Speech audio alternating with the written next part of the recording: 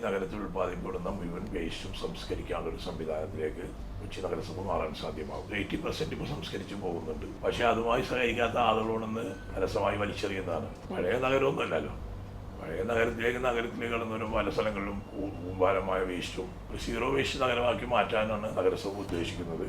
ഹരിതകർമ്മസേന പരിപൂർണമായിട്ട് തൃപ്തികരമായ രീതിയിൽ പ്രവർത്തിക്കുന്നു പറയാൻ പറ്റില്ല. നമ്മൾ വേസ്റ്റ് എവിടെ വീഴുന്നു അതിനൊരു പീക്ക് പോയിന്റുകളുണ്ട്. അവിടങ്ങളിലൊക്കെ നമ്മൾ ഇപ്പോൾ ക്യാമറ 100 ക്യാമറകൾ സ്ഥാപിച്ചു കഴിഞ്ഞു. നമുക്ക് വേസ്റ്റ് കാലത്തിൽ ഇത്രയും പറഞ്ഞ 106 ഏക്കറൊന്നും വേണ്ട. ഒരു 35 ഏക്കർ ഉണ്ടെങ്കിൽ നമുക്ക് ആ മാലിന്യ സംവിധാനങ്ങൾ ഒരു കുടക്കീയിലേക്ക് കൊണ്ടുവരാം. പല കാര്യങ്ങളും നിലവിലിപ്പോൾ BSFിൻ്റെ ഒരു പ്ലാന്റ് നടക്കുന്നത് പട്ടാളപ്പുഴു എന്നുള്ള രീതിയിൽ പെർ ഡേ 75 ടൺ സംസ്കരിക്കുന്ന സംവിധാനം നടന്നുകൊണ്ടിരിക്കുന്നുണ്ട്. അതോടൊപ്പം തന്നെ പല സ്ഥലങ്ങളിലും വികേന്ദ്രിക മാലിന്യ സംസ്കരണ സംവിധാനങ്ങളുണ്ട്. പല ഡിവിഷനുകളിലും ഉറവിട മാലിന്യ സംസ്കരണ സംവിധാനങ്ങൾ പല ഡിവിഷനിലുമുണ്ട്. കൂടാതെ ഇപ്പോൾ BPCLൻ്റെ പുതിയ പ്ലാന്റിൻ്റെ ലോഞ്ചിങ് നെക്സ്റ്റ് മന്ത് നടക്കും. അവിടെ ഒരു ട്രയൽ റണ്ണ് നടക്കും. ഒരു ദിവസം 75 ടൺ മാലിന്യം കൈകാര്യം ചെയ്യാൻ പറ്റും. അതിനുശേഷം 150 ടണ്ണായി വർദ്ധിപ്പിക്കും. അപ്പോൾ ഈ നഗരത്തിൽ ഉൽപ്പാദിക്കപ്പെടുന്ന മുഴുവൻ വേസ്റ്റും സംസ്കരിക്കാനുള്ളൊരു സംവിധാനത്തിലേക്ക് കൊച്ചി നഗരസഭ മാറാൻ സാധ്യമാകും. അതിനർത്ഥം ഇപ്പോൾ ഇവിടെ പ്രൊഡ്യൂസ് ചെയ്യുന്ന മാലിന്യം മൊത്തമായി സംസ്കരിക്കാൻ ഇപ്പോഴത്തെ അവസ്ഥയിൽ നമുക്ക് പറ്റുന്നില്ല എന്ന് തന്നെയാണോ? ഇല്ല, നമുക്ക് പ്രോസസ്സിങ് നടന്നുകൊണ്ടിരിക്കുന്നുണ്ട്. അവിടെ നമ്മൾ ബാക്കിയുള്ള നമ്മളിപ്പോൾ 75 നാളെ വരെ 100 ടൺ ആവുന്നുണ്ട്. BSFിൻ്റെ 2 കമ്പനി 50 + 50 അപ്പോൾ 100 ടൺ ആവും. അതോടൊപ്പം നമ്മളെ പല ഡിവിഷനിലും വൈറ്റ്ല, എടപ്പള്ളി, അങ്ങനെ ഇടക്കൊച്ചി, അങ്ങനെ പല സ്ഥലങ്ങളിലും ഉറവിട മാലിന്യ സംസ്കരണ സംവിധാനങ്ങളുണ്ട്. അതോടൊപ്പം പിഗ് ഫാമുകൾ ഒരുപാട് വേസ്റ്റ് ഇവിടുന്ന് നഗരത്തിൽ നിന്ന് ശേഖരിക്കുന്നുണ്ട്. അപ്പോൾ നമുക്ക് പരിപൂർണമായിട്ടൊരു 80% ഇപ്പോൾ സംസ്കരിച്ച് പോകുന്നുണ്ട്.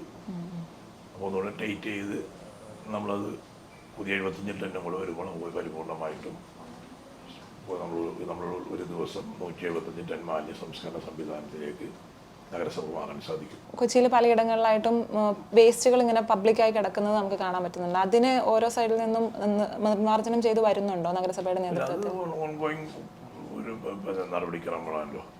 പക്ഷെ അങ്ങനെ നഗരസഭയുടെ 100% വാതിൽപ്പടി ശേഖരണ സംവിധാനമുണ്ട് ഇവിടെ ഹരിതകർമ്മസേന. പക്ഷെ അതുമായി സഹകരിക്കാത്ത ആളുകളോടൊന്ന് അലസമായി വലിച്ചെറിയുന്നതാണ്.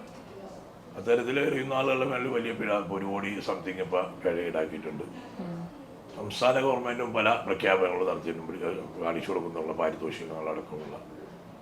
പക്ഷെ അന്നു വീഴുന്ന വേസ്റ്റ് അത് കൂടുതലും റിജക്ഷൻ വേസ്റ്റുകളാണ്.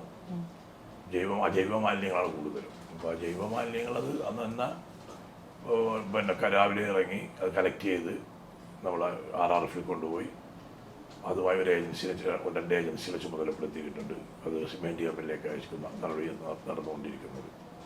പരിപൂർണമായിട്ടും നമുക്ക് മാറണം. ജനങ്ങൾ ഇതുമായി പൊരുത്തപ്പെട്ടു തന്നെ. എൻ്റെ ഒരു സംശയമാണ്, പണ്ടൊക്കെ ഞാൻ വളരെ കുഞ്ഞായിരുന്ന സമയത്തൊക്കെ നമ്മുടെ റോഡ് സൈഡിൽ ഒരു കങ്കാരുവിൻ്റെ ഷേപ്പുള്ള നമ്മുടെ വേസ്റ്റ് ഇടുന്ന ഒരു ബിൻ കാണാറുണ്ടായിരുന്നു. അതൊരു സമയത്ത് മൊത്തമായിട്ടും നഗരത്തിൽ നിന്ന് മൊത്തമായി എടുത്തു മാറ്റി. ഈ നഗരം സീറോ വേസ്റ്റ് ബിൻ നഗരമാണ്. നേരത്തെ നമുക്ക് അതിനൊരു അവാർഡൊക്കെ ലഭിച്ചിട്ടില്ല. വേസ്റ്റ് ബിൻ ഇല്ലാത്ത നഗരം. നേരത്തെ നമ്മൾ പല രീതിയിലും പല മോഡലുകളുണ്ടായിരുന്നു. ഇപ്പം ഞങ്ങൾ ചില പുതിയ സംവിധാനത്തിലേക്ക് കടന്നു വന്നിട്ടുണ്ട്. കാരണം നല്ല ആധുനിക മോഡലുകൾ പുതിയ സ്റ്റീൽ ബിന്നുകൾ സ്ഥാപിക്കുന്നുണ്ട്. അത് ഇതേമാതിരി വലിയ തോതിൽ വേസ്റ്റ് വലിച്ചെറിയാനുള്ള അല്ലെങ്കിൽ അവിടെ കൊണ്ട് ഇടാനുള്ളതല്ല. ബോട്ടിൽ ബൂത്തുകൾ സ്ഥാപിക്കുന്നുണ്ട്. നമ്മൾ സാധാരണമായി നമ്മളിപ്പോൾ റോഡിലൊക്കെ സഞ്ചരിക്കുമ്പോൾ ഉണ്ടാകുന്ന അപ്പോൾ കിട്ടുന്ന വേസ്റ്റുകൾ, പ്ലാസ്റ്റിക് വേസ്റ്റ്, പേപ്പർ വേസ്റ്റ്, അങ്ങനെ ചെറിയ നമ്മളിപ്പോൾ അങ്ങനെ വരുന്ന സാധനങ്ങൾ നിക്ഷേപിക്കാനുള്ള നല്ല മോഡർണൈസ് ചെയ്തിട്ടുള്ള സ്റ്റീലിൻ്റെ ബിന്നുകൾ സ്ഥാപിച്ചോളൂ. ടൂറിസ്റ്റ് മേഖലയിൽ അതിന് വലിയ പ്രയോറിറ്റി കൊടുത്തിരിക്കുന്നത്. പിന്നെ ഏതാണ്ട് 159ഓളം ബോട്ടിൽ ബൂത്തുകൾ സ്ഥാപിച്ചിട്ടുണ്ട്. അപ്പോൾ നമ്മൾ നഗരത്തിൽ അങ്ങനെ നഗരത്തിലേക്ക് കടന്നു വരുന്ന ഫ്ലോട്ടിംഗ് പോപ്പുലേഷൻ ആളുകൾക്കുള്ള സംവിധാനങ്ങളത്.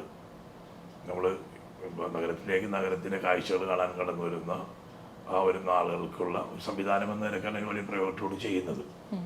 മറ്റേ നമ്മൾ സാധാരണ നഗരത്തിൽ ജീവിക്കുന്ന ആളുകൾക്ക് അവരുടെ വീടുകളിൽ നിന്ന് വാതിൽപ്പടി ശേഖരണ സംവിധാനങ്ങളും സ്വാഭാവികമായിട്ട് നടന്നുകൊണ്ടിരിക്കുന്നുണ്ട്. അപ്പോൾ മറ്റുള്ള ഈ അജൈവ വേസ്റ്റും ജൈവ വേസ്റ്റും ഒക്കെ വലിച്ചെറിയുന്ന പിന്നെ ഇന്ന് കൊച്ചിയിൽ നിരോധിച്ചിരിക്കുകയാണ്.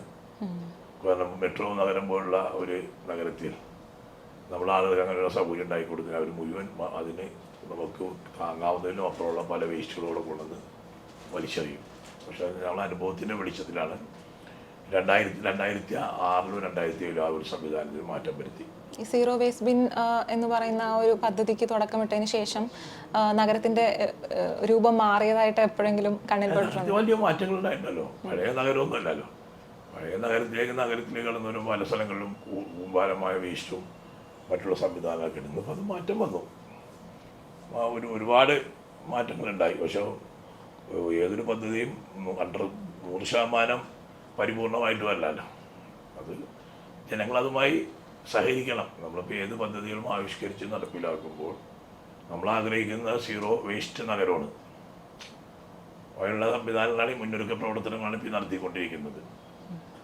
സ്റ്റീൽ ബിന്നായാലും ബോട്ടിൽ ബൂത്തായാലും അങ്ങനെയുള്ള സംവിധാനങ്ങളൊക്കെ നമ്മൾ ചെയ്യുന്നത് ആ രീതിയാണ്. ഇപ്പോൾ എല്ലാ സ്കൂളുകളിലൊക്കെ നമ്മൾ വെൻഡിങ് ഇത് വെച്ചിട്ടുണ്ട്. നമ്മൾ ഇൻസിനേറ്റർ വെച്ചിട്ടുണ്ട് സ്കൂളുകളിലടക്കമുള്ള പല സ്ഥലങ്ങളിലും പൊതുസ്ഥലങ്ങളിലൊക്കെ. അപ്പോൾ ആ രീതിയിലേക്ക് അതിൻ്റെ ഒരു മുന്നൊരുക്ക പ്രവർത്തനമാണ് നടത്തിക്കൊണ്ടിരിക്കുന്നത്. അപ്പോൾ ഒരു ആഗസ്റ്റ് മാസത്തോടുകൂടി ഒരു ക്യാമ്പയിനാക്കി മാറ്റി ഒരു സീറോ വേസ്റ്റ് നഗരമാക്കി മാറ്റാനാണ് നഗരസഭ ഉദ്ദേശിക്കുന്നത്. പക്ഷേ അങ്ങനെ ആക്കി മാറ്റണമെങ്കിൽ നഗരസഭ നടപ്പിലാക്കുന്ന പദ്ധതികളുമായി പൊതുസമൂഹം സഹകരിച്ചാൽ മാത്രമേ സാധ്യമാവുള്ളൂ.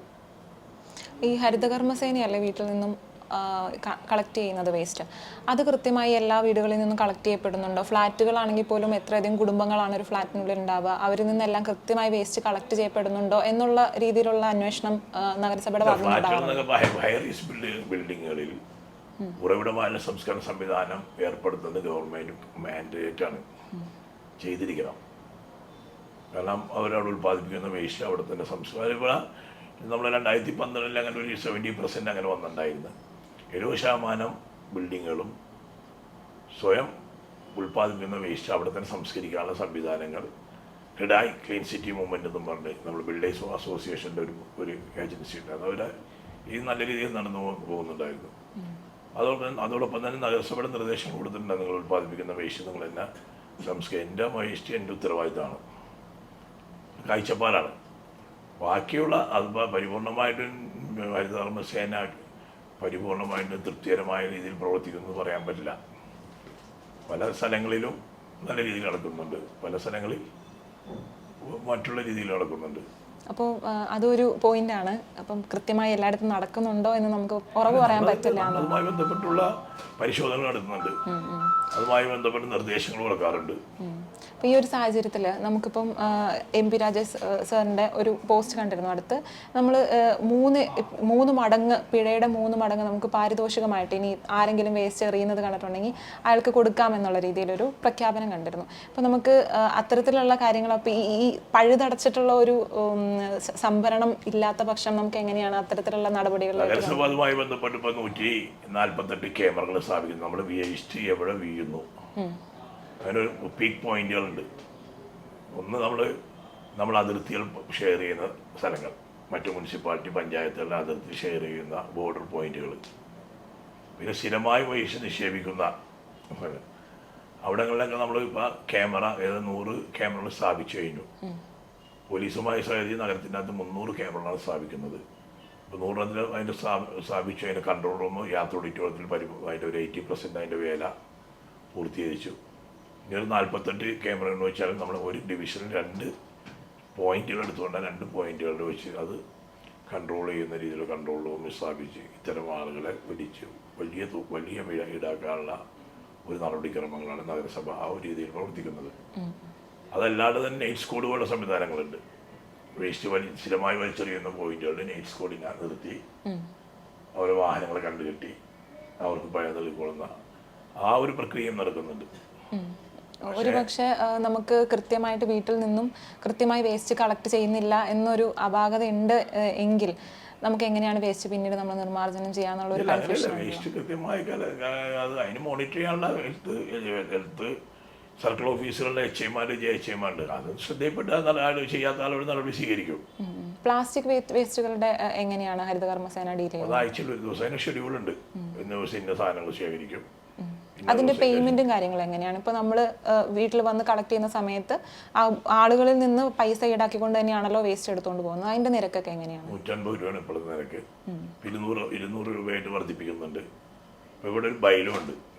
അപ്പോൾ ആ ബൈലോ ഫോളോ അപ്പ് ചെയ്താൽ നമ്മൾ ഈ നടപടിക്രമങ്ങൾ മുന്നോട്ട് പോയിക്കൊണ്ടിരിക്കുന്നത്. അപ്പോൾ ബൈലോ ഭേദഗതി ചെയ്യണം.